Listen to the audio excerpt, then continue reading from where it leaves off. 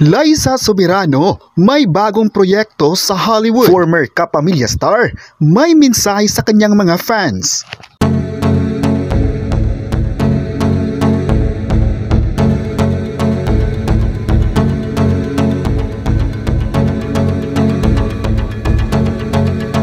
Mas magiging super busy pa ang Pinay Hollywood star at dating kapamilya actress na si Liza Soberano ngayong 2024 pagkatapos na niyang gawin ang kanyang international film na showing na ngayon sa mga sinihan nationwide. Marami pa siyang nakalinyang proyekto this year. Isa raw sa mga nakatakdang gawin ng dalaga ay ang kanyang upcoming international film na kukunan sa Pilipinas ngayong 2024 at posibleng ipalabas sa 2025. Syempre, hindi rin niya nakalimutang magbigay ng mensahe para sa kanyang mga fans na hindi bumitaw sa pagsuporta sa kanya kahit na nga nag-solo na siya.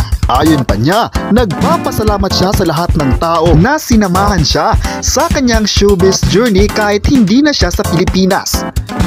May mensahe rin siya sa mga loyal fan ng boyfriend at dating ka-love team na si Ricky Hill. Mahal niya raw ito at sana susuportahan pa rin ang kanyang movies na gagawin sa Hollywood. Samantala, siniguro naman ni Senator Bong Revilla na mas marami pang pasabog na mapapanood sa mga next episode ng Walang Matigas na Pulis sa Matinik na Mrs. Season 2. Super thankful at feeling grateful si Senator Bong Revilla sa resulta ng pilot episode ng kanyang weekly action comedy series sa Jimmy 7 last Sunday, February 4. Magaganda rin ang naging feedback at comments ng mga televiewers sa pagbabalik ng Walang Matigas na Pulis sa Matinik na Mrs. ngayong 2024 kung saan kasama pa rin niya si Beauty Gonzales bilang leading lady. Ang promise nga ng aktor public servant sa bawat episode ay talagang matutuwa, matatawa at mamamanghang mga kapuso sa mga pinaghandaan at pinaghirapan nilang mga eksena. Pero ayon pa kay Senator Bong Revilla, baka raw ito na muna ang programa niya sa Jimmy 7 para sa taong 2024 dahil nakatakda na nga siyang gumawa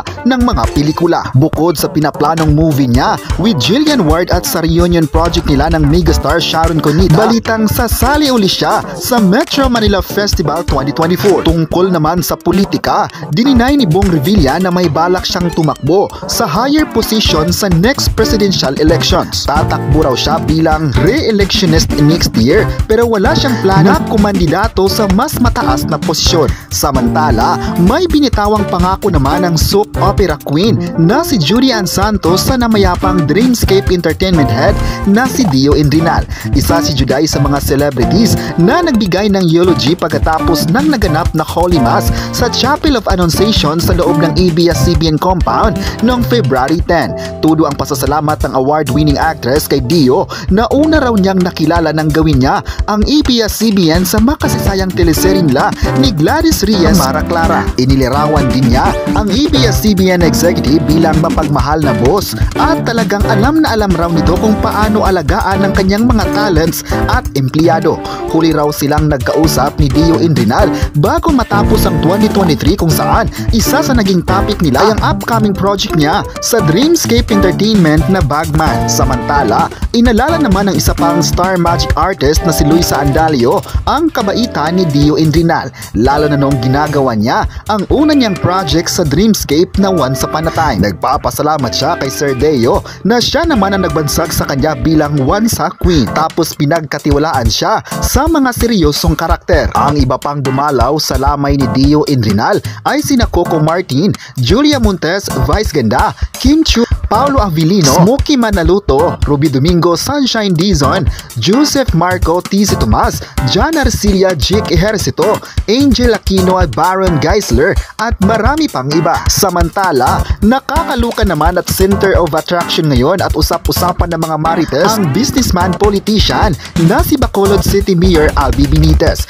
Ito'y matapos ngang ikabit ang kanyang pangalan sa kapamilya sexy actress na si Ivana Alawi na umano'y magkasamang nagbakasyon recently sa Japan. Pero base sa impormasyon, walang bahid na katotohanan ang tungkol sa sinasabing relasyon daw ni na Mayor Albi at Ivana. Ayon sa isang article, hindi si Ivana kundi ibang sexy star daw ang kasama ng alkalde sa kanyang recent trip at hindi raw ito nangyari sa Japan. Baka raw napagkamalan lang ang mga saksi na si Ivana ang kasama ng alkalde at negosyante, pero ayon pa sa isang source, isa ring sexy star mula sa Viva Max ang nakasama umano ni Mayor Albi Benitez sa kanyang pag-travel kamakailan. At sa mga hindi pa aware, knows na ng mga taga-showbiz si Mayor Albi Benitez dahil siya ang may-ari ng Bright Light Productions, ngunit sa ngayon ay hindi na ito masyadong active sa operasyon ng kumpanya. Samantala, mas feeling complete ngayon sa kanyang personal life ang kapamilya actress at celebrity mom na si Jenica Garcia.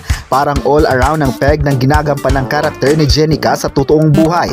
Kabilang na riyan ang pagganap niya bilang single mom sa dalawa niyang anak. Pero ayon sa kapamilya star sa mga role na kanyang ginagawa these days, tulad ng pagiging actress, host, nanay, anak at kapatid, ang pagmamahal sa sarili ang pinaka-i-enjoy niya. Ayon pa niya, parang napansin niya na sa kanyang buhay, naging dependent siya na may magpupuno sa cup niya para sa kanya. Pero masabi niya na napuno na siya ngayon. Dagdag pa ng kapamilya star, iwan niya raw, siguro lumaki siya na hiwalay ang parents at sabi niya kailangan niya ng tatay para kumpleto na siya. At pagkatapos nga niyang pagdaanan ang matitinding pagsubok sa kanyang buhay, natutunan niya kung paano siya tumayo mag-isa. Nagpapasalamat ang anak ni Jean Garcia sa lahat ng magagandang oportunidad na ibinigay sa kanya ng ABS-CBN. Dahil dito, muling nabuhay ang kanyang acting career na matagal nang natutulog. Nagmarka si Jenica sa kanyang challenging role sa kapamilya serye na Dirty Linen na nagtapos noong August 2023. Nakasama niya rito sina Janine Gutierrez, Sanjo Marudo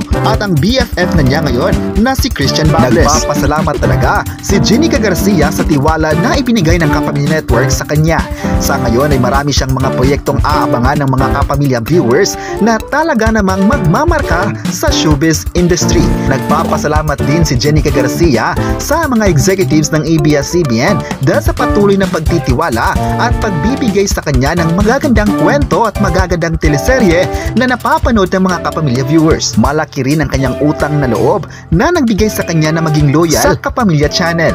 Maalalang noon pa, ipinakita na vocal si Jenica Garcia sa pagbibigay suporta sa prangkisa ng ABS-CBN. Sa kasagsagan ng pandemya, ay pagpapatuloy pa rin niya ang mga proyekto na ipinagkatiwala sa kanya ng ABS-CBN Network, dahilan na mas nakikilala pa siya sa kanyang pagbabalik sa showbiz. Aminado rin ang kapamilya actress na malaki ang tulong na naibigay ng ABS-CBN sa buhay niya na mas makilala siya sa mga kapamilya teleserye na kanyang binigyang karakter. Maalalang matagal ding nakatenga ang dating kapuso actress dahilan na lumipat siya sa kapamilya. At nang tinanggap siya ng ABS-CBN, binigyan agad siya ng malalaking teleserye at nagmarka talaga sa puso ng mga manunood. Kayo, ano ang masabi nyo na may bagong proyekto na naman si Liza Soberano sa Hollywood? I-comment na kung excited na ba kayo dito at huwag kalimutang i-subscribe ang ating YouTube channel.